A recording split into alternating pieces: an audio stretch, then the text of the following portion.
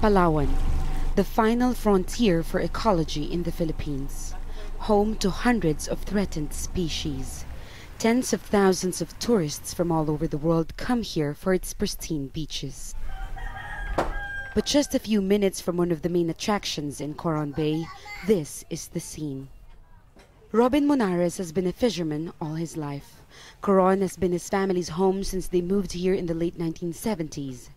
Back then, they were one of the bay's first inhabitants, but they might not be living here much longer. The government says this part of Coron Bay is unhygienic, and the government wants them to move.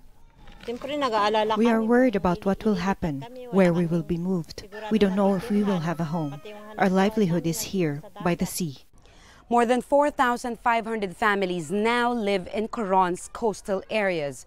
Most of them live like this, with no proper waste treatment facilities. And so water pollution has now become a big problem.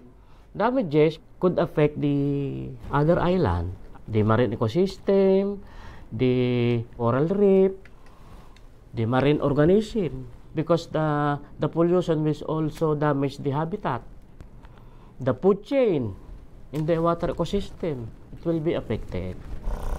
The majority who live here are fisherfolk. Others depend on tourism for their livelihood.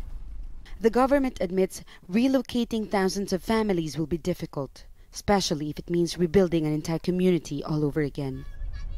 It's a process that also requires political will, but the government says it must be done to preserve Palawan and its reputation as a top tourist destination.